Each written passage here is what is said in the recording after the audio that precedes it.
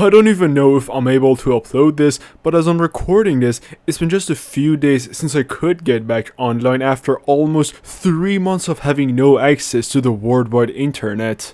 Hey, how's it going? I would like to share with you my personal experience of living through the longest internet blackout of the history.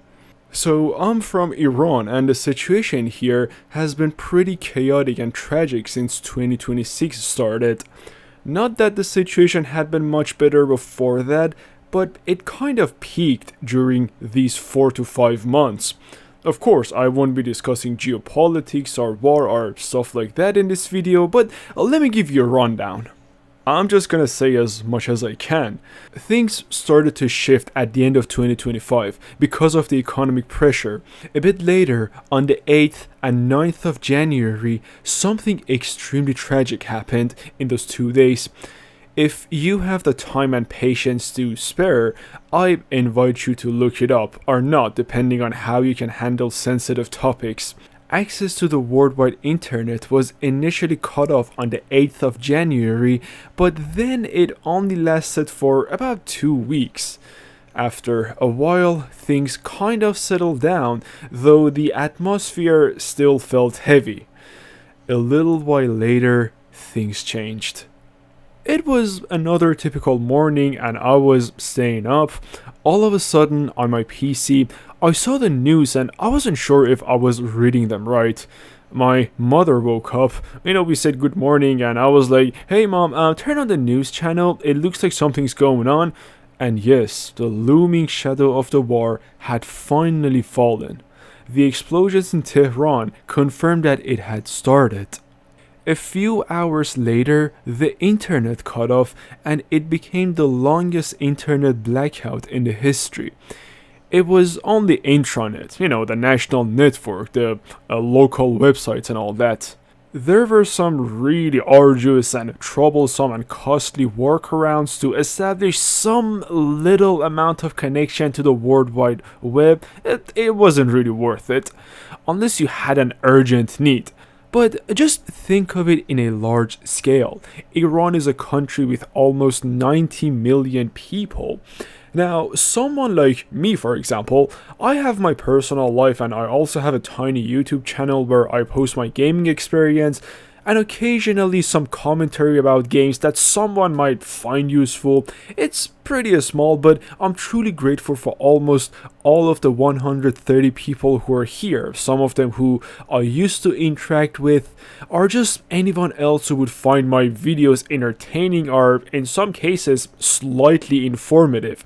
Now, being cut off from all that, so it does feel bad, it sucks, sure, but there are people who need internet way more desperately than that. Think of people who have a family member abroad, someone that they call and talk to every single day. I know that because I've been there. Or someone who worked hard towards an online brand or an online business, and now with the access to online market debt, they would just have to see their efforts go to waste. Right now, the connection to the World Wide Web is established, and hey, to be honest, it kind of makes me feel a bit nostalgic because it feels like the early 2000s dial-up internet. Like my download speed would get as low as around 100 kilobytes on certain occasions. Needless to say that before this, you would have to use VPN to connect to YouTube and pretty much anything else other than Google. So the same horrendous internet is back on the menu, and it got nerfed even further. Also, there is no guarantee that things will not drastically change again. Regarding the war, I can only say this much. The part where I live was safe. Sure, we still had to tape our window frames and there were few occasions when we heard things. We were on high alert, but generally it was safe. Beside all of that, don't let me even start about the economy that has gone to the gutter even further. To give you a very simple example, around a year ago, with X amount of money, you could buy groceries for almost a month. Now for the same amount of money, you can buy groceries maybe for a week. I was planning on upgrading my system, but hey, with this economy, I guess I'll have to stick to my GTX 1060 graphics card that I've had since my teenage days. I want to finish this video with some heartfelt conversation. I didn't say all of that for pity, but hey, the situation is not really ideal. You get numb after a while, like you read the news and see the situation and you just have to live through it. Some people might call this childish, but I still have hope somewhere deep down. Of course, the thing that turns your life around is you taking action, but then there are certain things that you can't really do much about. It's like a smaller version of a cosmic horror story. Danger is there, but you can only survive. I just wanted to share something with you, and it's just a picture of my room in those days. I know, not the most ideal room tour, I guess, but I wanted this to be a reminder for myself of some of the things that matter to me, since this channel is also like a digital diary for me.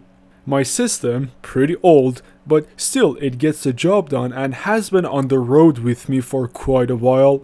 My childhood bunny doll that I've had since when I was maybe 5. My sketchboard, something that would keep me busy in those days. My boxing gloves. I do Muay Thai and kickboxing occasionally as a hobby. I train and practice sometimes. I just don't spar anymore and do it for myself. My degree, it's an MA in marketing management I graduated with when I was studying abroad. More than just a degree, it's a reminder and a memory for me of those days when I was studying abroad in Cyprus.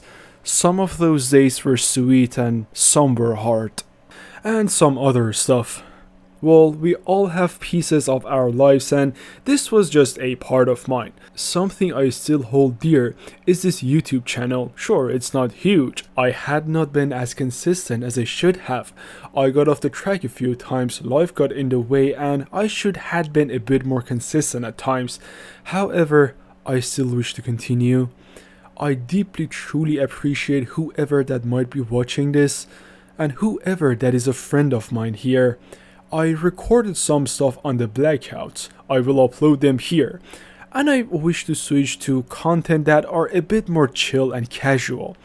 I hope to see you down the road. Take care of yourselves.